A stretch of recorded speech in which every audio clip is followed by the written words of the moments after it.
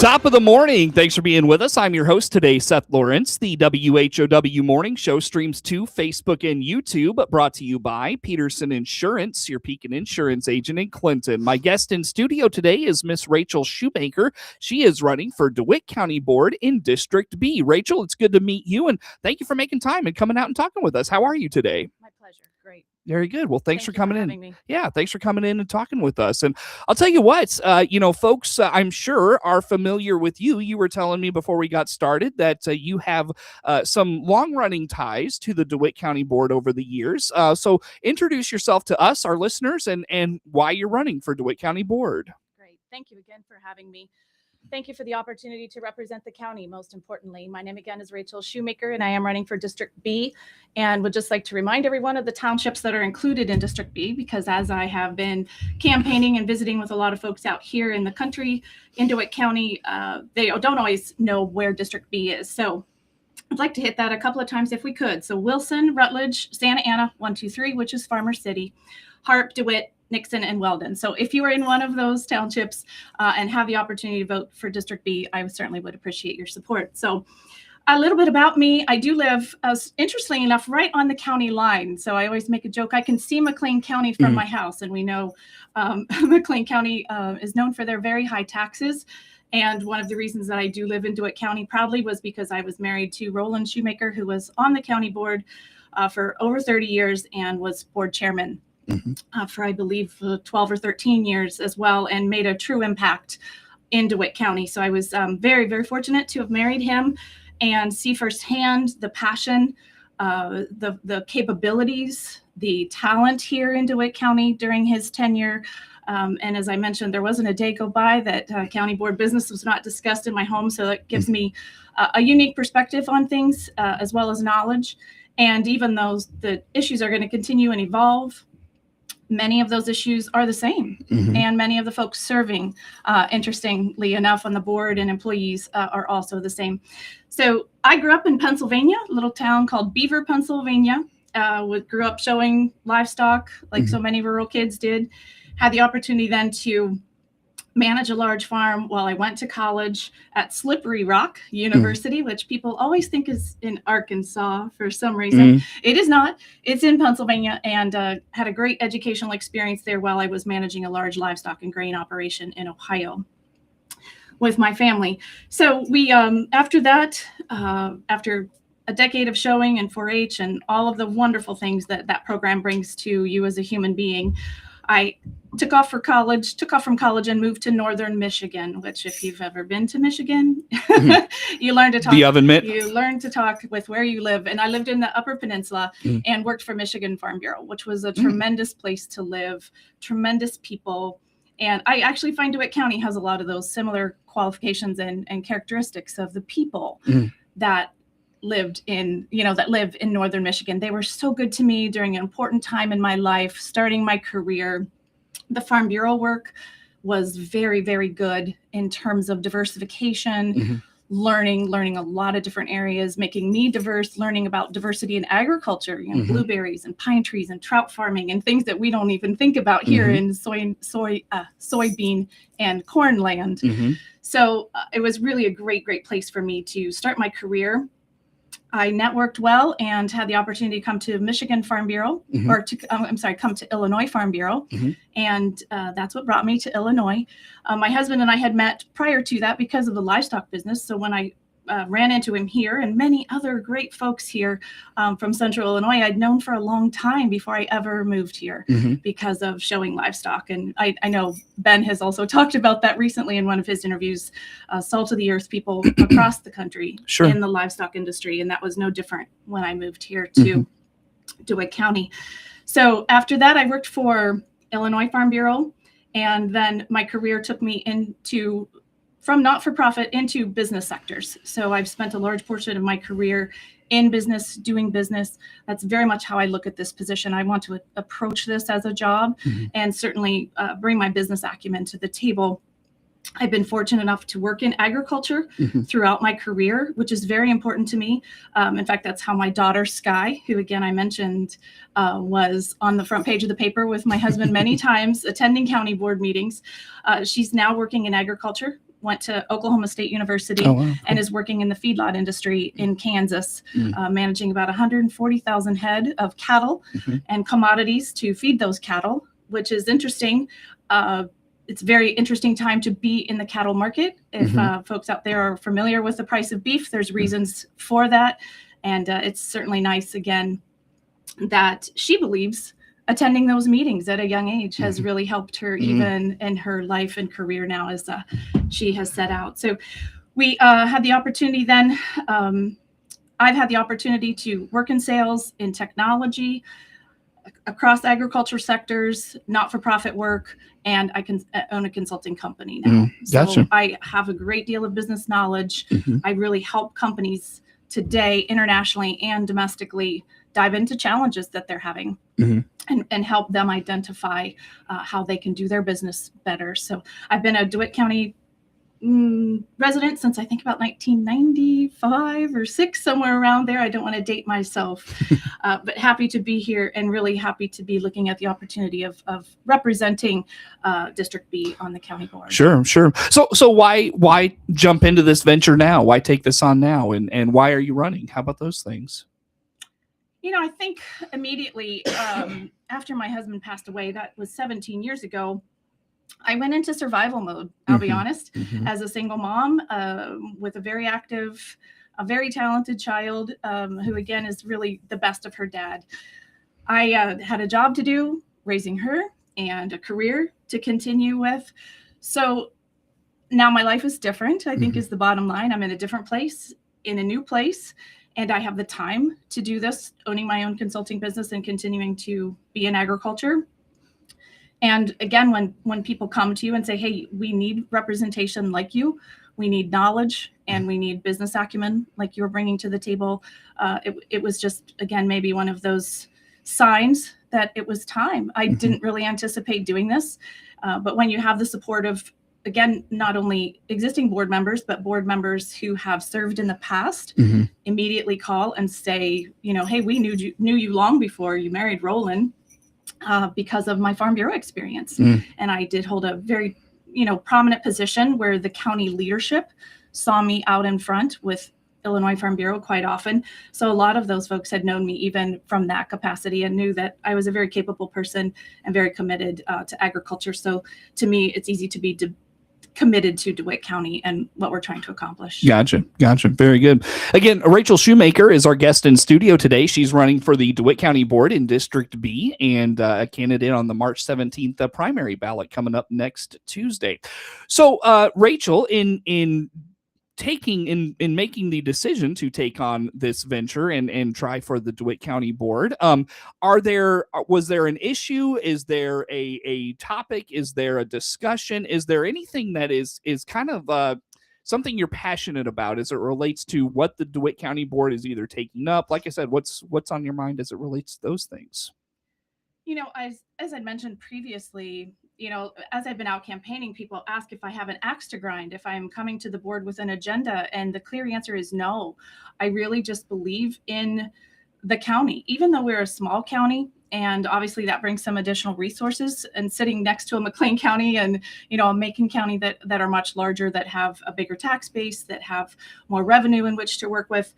We're a little powerhouse county. Let's be honest. We are an energy county. How exciting is that?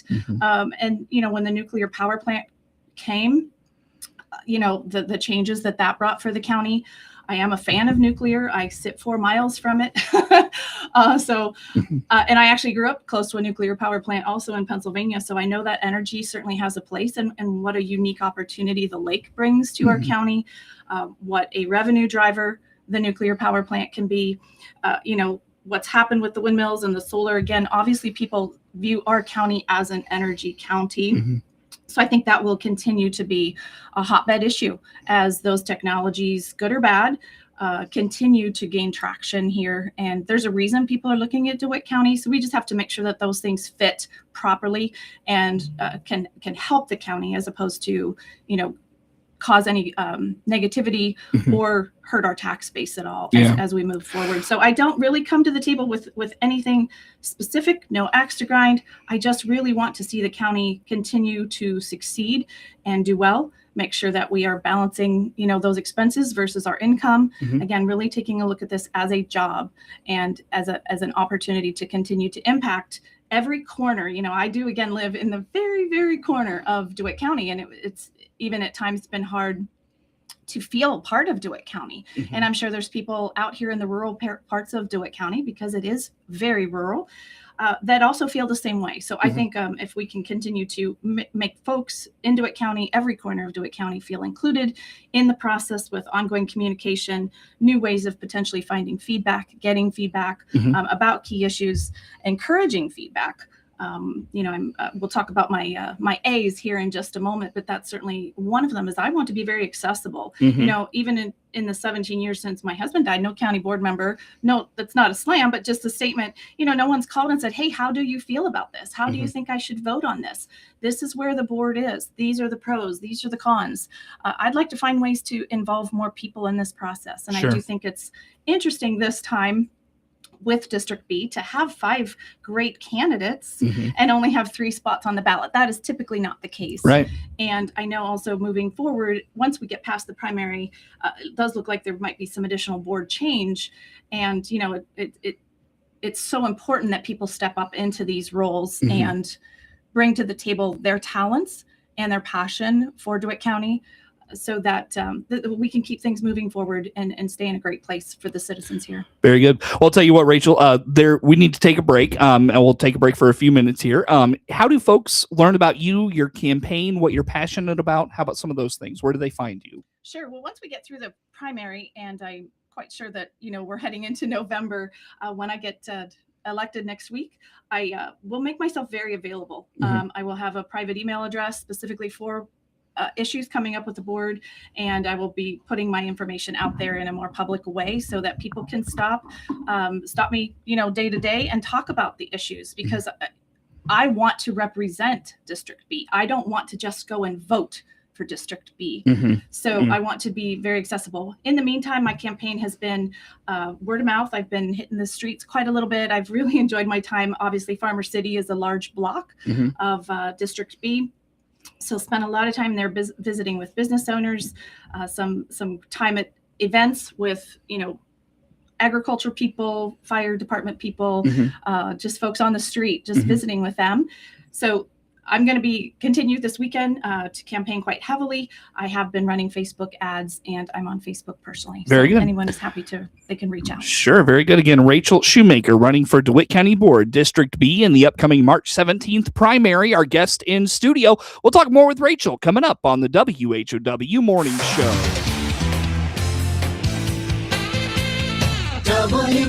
WHOW.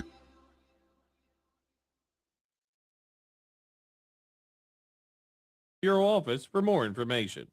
Let's check the markets now on the RFD Radio Network. I'm Jim Taylor. Higher across the board with corn, beans, and Chicago wheat. May corn up 7 1/4, 467.5. July corn up 6 3/4, 478 3/4. New crop December 494.5, up 5.5. May beans up 19, 1233. July beans up 18, 1245 1/4.